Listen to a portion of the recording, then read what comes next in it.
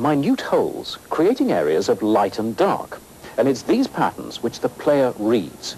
Clean patterns which are free from the distortions normally associated with other recording methods.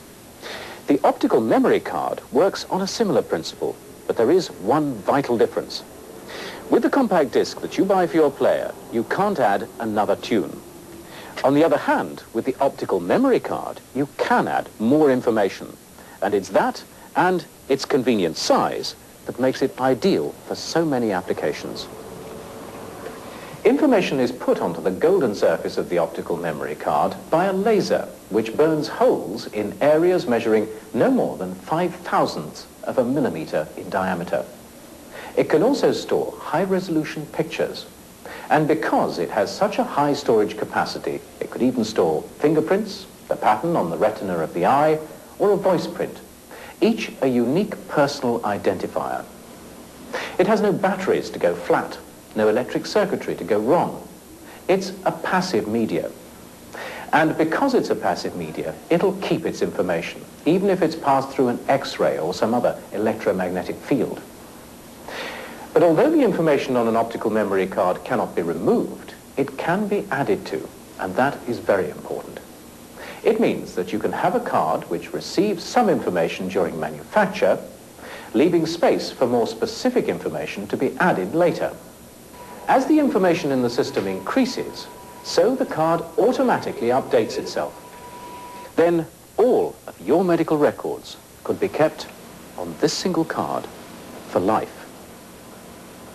As long as we're living in a democracy under a benevolent government, the laser card could make our lives a whole lot better. And that's exactly how the idea is being sold to us. The Eltrax card system was designed to streamline the long, tedious question and answer sessions at the admitting desk. Information on the card typically includes demographics, next of kin, guarantor, insurance, hospital-specific data, and more. The second component of the system is the Eltrax Reader Writer. It hooks right into your present computer system, just like your printer or modem. Once it's hooked up to your system, the Reader Writer allows you to program information onto the card, as well as read the information when a patient checks in. Any information displayed from the card can be changed and updated, so your hospital records and the card always remain current. I like everything about it. I've been in the hospital a couple of times, and all you have to do is just show your card, and you're in. In any other hospital, I've been in others, and you just sit and wait until they can take care of you. And sometimes you're in need of help. It's quick action. You know, you get action when you need it. And at our age, we need it. I won't have to remember what all medicines I'm on the hill because the doctor's going to have it right there in front of them on the screen. But whether it's a chip, optical, or magnetic card, all work hand in hand with a positive identification technique called biometrics. Biometrics are a grouping of devices which identify people by a unique characteristic, whether that be a physical characteristic or an actual behavioral characteristic. Physical characteristics involve things such as fingerprints and retinal scan, also hand geometry, which is what Recognition Systems is characteristic that we currently look at. Behavioral capabilities are things that you learn, for example, such as your signature. Your voice is actually learned over time. And each of these things is unique to an individual, and a biometric device is able to determine the uniqueness about that individual characteristic to identify the individual that is requesting access or is to utilize a card or to just get into a building, whatever the case is. Our system is able to identify the unique aspects of an individual's hand to an accuracy of 99.9%. To use the system, you enter your ID number. We'll ask you to place your hand. And if you're who you say you are, you're verified. If someone else was to attempt to use my ID number or a card, the system will automatically reject them because it's not me. And you can see the system says try again. The INSPAS program uses hand geometry to verify people coming into the United States through an automated process. Rather than typically going up to a immigrations officer, they now go to a machine that looks very similar to an ATM. It's used by frequent travelers, people who are currently coming into the country or leaving the country and coming back in more than 3 times a year. Imagine a time when travelers to this country will be screened and identified by a scanning system so sophisticated it only takes a touch of one's hand. Welcome, traveler.